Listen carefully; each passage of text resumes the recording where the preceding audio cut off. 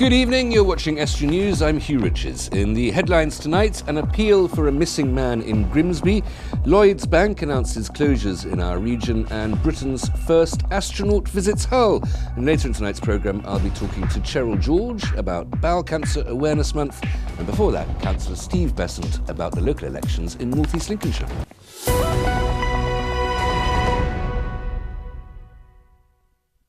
Police are growing increasingly concerned for this man who has not been seen since yesterday morning. 41-year-old Darren Clarke of Grimsby last spoke to his family at 10:30 yesterday morning when he said he planned to go into Grimsby town centre and Freeman Street. The alarm was raised when he failed to pick up his children from school as planned. He's never been missing before. Anyone with information on Darren's whereabouts is asked to call Humberside Police on 101. The banking group Lloyds has announced plans to close several branches in our region. Branches in Mablethorpe and Hull are just some of those to be closed as part of a reorganisation that will affect 1,230 jobs nationally. Around 900 new jobs could be created and existing staff will be redeployed where possible.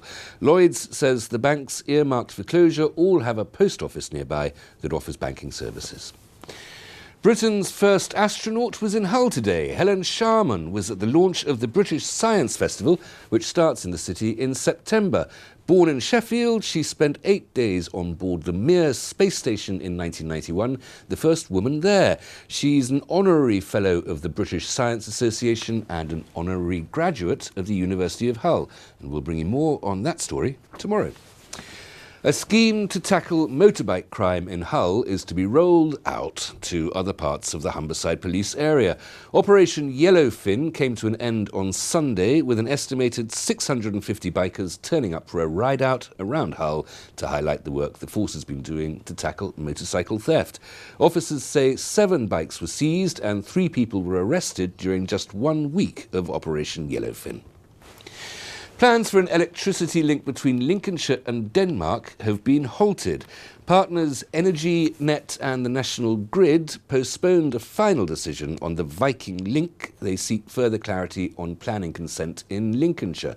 The project would lay a 473-mile-long electricity interconnector between Bickerfen near Boston and the substation Revsing in southern Jutland. Electricity would be imported to the east coast through cables under the North Sea, arriving on the Lincolnshire coast in Sutton-on-Sea. Underground cables would then carry the electricity around 40 miles to a new converter station before being connected to the existing National Grid substation. East Lindsey District Council will consider the plans in a few months. Staff at Hull College have voted to strike. Members of the University and College Union voted in favour of action over plans to cut 231 full-time equivalent posts, a move which the union says would see around a third of the college workforce cut. 79% of staff backed the strike. The union said it would oppose compulsory redundancies and the imposition of new contracts and urged the college to work with it to look at alternatives. The college has threatened to dismiss any staff who refuse to sign up to new contracts. Staff will meet tomorrow to discuss potential strike dates. A new network was launched in Hull today to support the development of local health and care staff. The Humber Coast and Vale Partnership has worked alongside the National Skills Academy to develop an excellent centre to support health and social care services and encourage more people to enter the industry. The centre will bring together employers from the NHS, independent and voluntary sectors and training providers to coordinate high-quality skills programmes. An East Yorkshire optician has won a new optical research prize for her work in the specialist area of dry eye disease. Jane Gray has been presented with the first Optima Dry Eye Award after her postgraduate studies at the Wales Optometry Postgraduate Education Centre at Cardiff University. Jane, who runs her own practice in Anlaby, says winning came as a complete surprise. Score so highly was an achievement for written work, because I find actually doing things very easy to do, but actually sitting down and writing essays was never been my strong point through school. So actually to gain such a high score was really very gratifying, actually. And the other piece of coursework that we did was an in-depth, detailed case study, and just to know that you're using the appropriate evidence base to do that sort of work was very rewarding. I really enjoyed the challenge, but to be to gain this award was something very special. Local council elections are taking place in North East Lincolnshire, Hull and Lincoln next month, and I'm joined now by one of the candidates, Councillor Steve Beasant, Liberal Democrat candidate for the East Marsh ward in Grimsby for North East Lincolnshire Council. Steve, thanks very much for coming in. I mentioned there you're a Liberal Democrat. I think the tie would have made that fairly obvious in any circumstances. This is not your first rodeo. No, it's not. If I'm re-elected on 3rd of May, I'll have served 15 years for the East Marsh ward, and it's been a pleasure. I couldn't have wished to represent any other ward. The people are fantastic, and to be honest, I cannot do enough for them. I need to pay them back, I do, in their droves, because they're truly supportive. Well, you are a well-known figure in the town as whizzing around the East Marsh on your bicycle. You've almost become a bit of a tourist attraction in your own establishment there, I suspect. Definitely, and to be honest, that's what a councillor should be. They should be out in the ward every single day doing stuff. I go on litter picks, you name it. I've created the Buffalo Bills Pocket Park, etc. and everything and that. And that's the reason why I say we should be paying back to local residents. Local elections are not about national party politics, but I often talk about it. It's about people out there dealing with a missed wheelie bin, litter on the front, etc. And they're the issues that they want to talk about. Now, the Liberal Democrats haven't been in power in North East Lincolnshire since 2011, I think, for the last 7 years. And that was, I think, a coalition then, wasn't it? No, we actually took the major group we did, and we was running the council on our own, but obviously it was a difficult period, it was, but prior to that was in coalition with the Conservatives, as you know. If you were to retake power in North East Lincolnshire, what would you do differently? What would you do then? Things what we would do differently are cleaner streets. Residents are sick and fed up of dirty streets. They want to see something done differently. And to be honest, that is a big issue for local residents. Empty homes, there's 3,000 empty homes across the borough. So why are we going to be building 8,000 homes on greenfield land as such? A green and pleasant land. They want to see those empty homes brought back into use. Those homes are empty because they're too expensive for young couples perhaps to buy, and so you need to have more homes just as a matter of supply and demand to bring the prices down to an affordable level. Yeah, and to be honest, an empty home potentially will just cost £10,000 to bring back into use as such. The homes what I'm talking about are fairly low priced, they are as such, but if you build a new home on the edge of the borough, £150,000, people cannot afford that, they can't. They're on low wages, they are. So to be honest, surely the better equation is to bring empty homes back into use, make it affordable. We have quite a lot of crime in your part of the world, including drugs crime. I can't help wondering, why do we even bother to have laws against drugs? Exactly. We've got to think about how we can make it better for residents we have. To be honest, cannabis, they classify it as a soft drug. To be honest, I'm really against drugs. There's no two question about that. But we've got to think how we can make the law better. The police potentially don't know whether to do somebody for drugs or what, or a lot of the time. Let's think about legalising cannabis. It's got to be a way forward, it has. People would then smoke it in legalised shops, they would do, and potentially that would bring in £1 billion profit into the exchequer. That money could be used to get those people off drugs. Sadly, that legislation is not within the authority of North East Lincolnshire Council, or I have the imagination there of it, Grimsby as a sort of mini Amsterdam across the sea there. Can I just say one further thing on drugs? We really need to praise Humberside Police for the amount of raids they've carried out on the East Marsh, and they've made a tremendous difference, and the residents are now reporting more stuff to Humberside Police as a consequence of that. They've regained the trust of the local community. And again, that's a relationship between the Humberside Police Force and residents rather than the council and residents. Yes. You've talked about £10,000 to bring a home back into a habitable condition, Yep. cleaning up the streets. Of course, all this costs money, and the people of North East Lincolnshire are already paying an awful lot. And sometimes quite a high proportion of their income in council tax. Is there no way that that the council can stop costing us so much of our money? And to be honest, 5% increase is a lot of money on somebody who's on low income. You're absolutely right. We've got to look at different ways of cleaning streets as such. Community groups now are coming forward, they are, and they're doing a fantastic job. But to be honest, we need stronger enforcement as far as I'm concerned. A few years back, when other parties was in control of the council, people was getting hit with enforcement notice as such. And to be honest, let's get them on this programme as such, naming and shaming of food. I don't always agree with that, but we've got to make our streets cleaner and greener. Okay, well, very well, and I don't think anybody would argue with that. I hope you enjoyed the campaign, Steve, Yes. because I know that you put in the shoe leather. I say this objectively. I hope every other candidate for every other party also enjoys it, but have a very enjoyable election campaign, Steve. Thanks for coming in. Thank you very much. I'll definitely enjoy it. Thank you very much. Join me after the break. Jack will bring us interviews with both the Scunthorpe and Grimsby managers in the sport, and I'll be talking to Cheryl George about Bowel Cancer Awareness Month.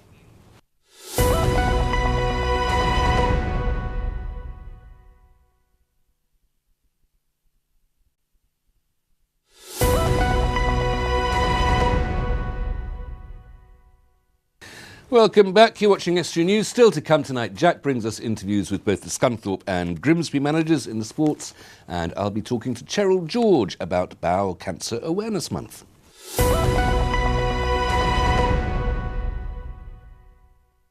A new exhibition opens in Beverley next month. Called Our Histories Revealed, it will uncover the hidden stories of people of African descent in the East Riding. The exhibition is part of Africans in Yorkshire, a 2-year project of historical research, family stories and oral testimonies to bring back to life black history in Hull and East Yorkshire. It includes the stories of black servicemen based in Cottingham during the Second World War, black sailors who settled and had families in Hull, and activists who came to speak against slavery.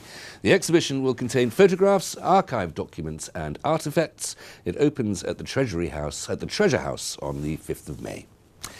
Creative young people are invited to show off their arty sides in a series of workshops at Lincoln's Usher Gallery. Children between 7 and 12 can build on their art skills and creativity on the rather diverse themes of RAF 100 and the Lincoln Steampunk Festival. Everything from sculpture to creating clothing will be on offer. The first session takes place on the 28th of April. The workshops are running until the end of November.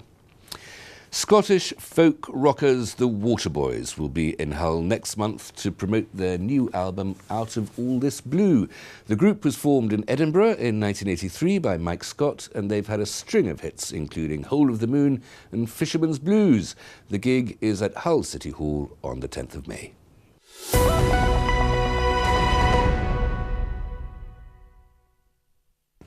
April is Bowel Cancer Awareness Month. It's the second biggest cancer killer in the UK, and I'm joined now by Cheryl George from North Lincolnshire Council to tell me a little bit more. Cheryl, welcome. Thanks so much for coming in. You're welcome. Are you a Waterboys fan? I'm quite excited about that concert. Well, I'm not. I'm a bit ignorant about Waterboys. I do apologise. I'll make sure you get a recording after the Thank programme. you. Bowel Cancer Awareness Week. How should we be aware of bowel cancer?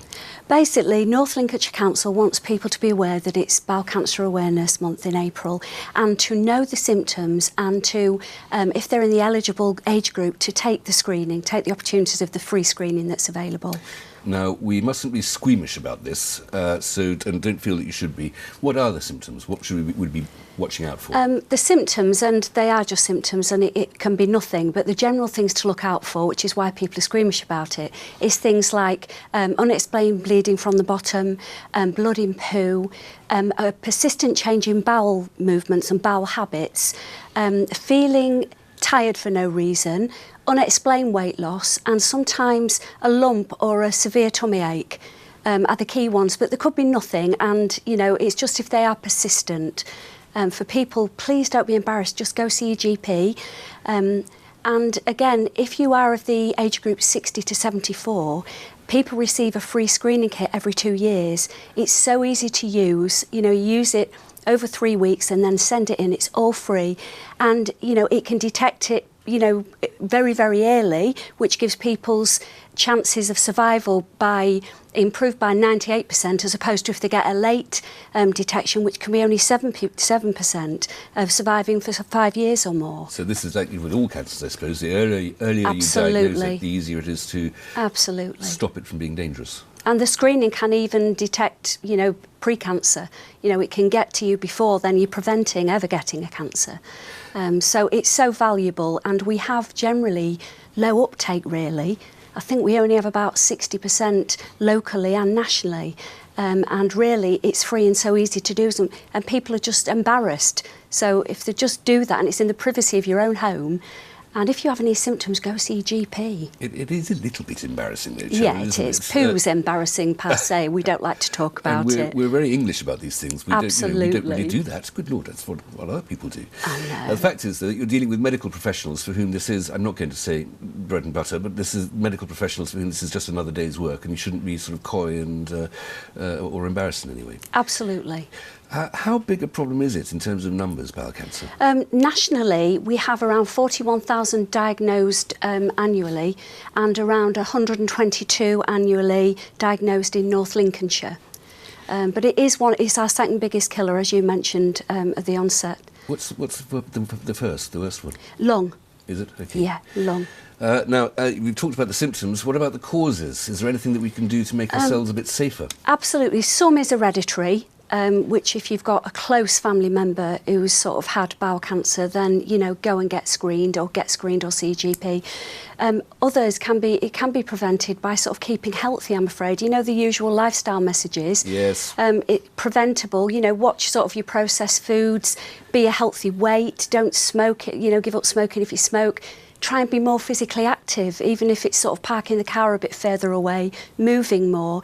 And again, sort of try and eat a fibre-rich diet, plenty of fresh fruit and vegetables and high fibre foods help prevent bowel cancer. And drink?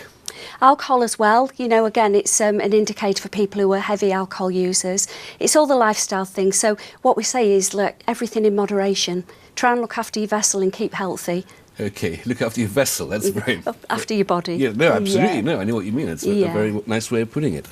So bowel cancer, what's North Lincolnshire's connection with this? What are you doing? We're doing the media campaigns, obviously, and we are linking up in the future with mobile screening units for wider cancers, but, you know, we'll include sort of the bowel.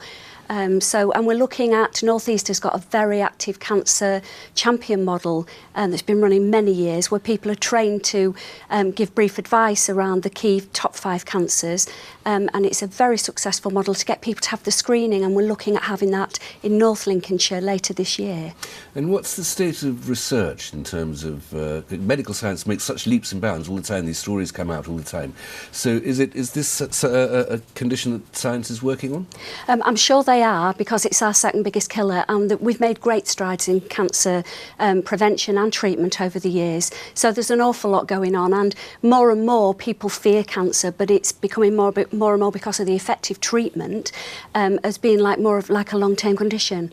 Like you can have with sort of heart disease and some of the other long-term conditions. So you can very often live, I mean, we think of it as a bit of a death sentence, but very often you can live as long as you would have lived anyway before something else gets you in the end. The quicker, you know, either prevent it, get screened, and, you know, the earlier that it's detected if you have it, you know, you could have these symptoms and have nothing, but the earlier it's found, the better your health and well-being outcomes for the future and longevity. So do the screening if you get the screening, and go to the doctor, and don't be shy about it. And share the messages about the key symptoms. Thank you, Cheryl. Thank you very much. Here's Jack with all the sports.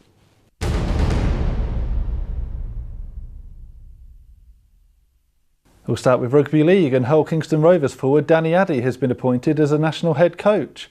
Addy has taken over the leadership of Scotland's under-19 programme for the rest of 2018. The 27-year-old is currently recovering from a serious knee injury which he sustained in the pre-season friendly with Hull FC back in January. Addy is an experienced full Scotland international, having played in 2 World Cups, 2 European Championships and the 4 Nations for his country. He'll take over preparations for this summer's under-19 European Championships, and he succeeds Anthony Atherton, who moves on to a role at Wigan Warriors. In football, Scunthorpe United interim manager Nick Dawes has been speaking about the squad he has available to him. The Iron squad is looking much stronger, with key players such as Jordan Clarke and Funzo Ojo returning to feature in the starting 11. United find themselves back in the League One playoff places thanks to a vital 1-0 win against Charlton at the weekend.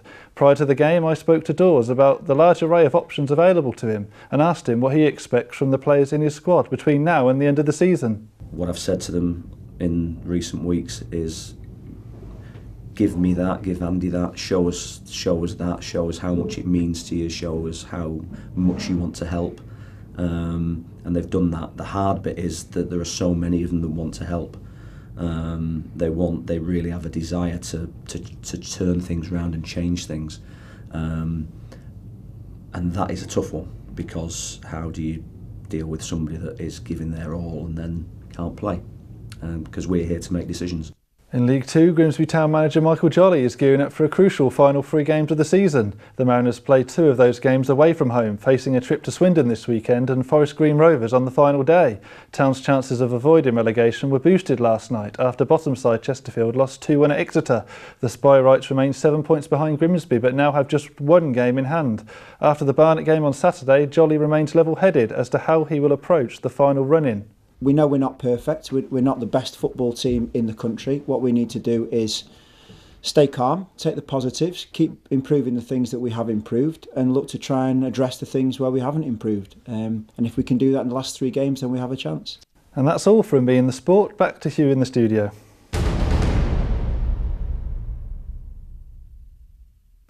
Thanks very much, Jack. Just a reminder, those local elections, Hull, North East Lincolnshire and Lincoln on the 4th of May. We'll be talking to other candidates before then. If you'd like to contact us, Estuary TV is on Facebook and Twitter, news@estuary.tv, or call 01472 3155553. Write to us at Estuary TV, Nuns Corner, Laceby Road, Lincolnshire, DN34 5PQ. Until tomorrow, good evening.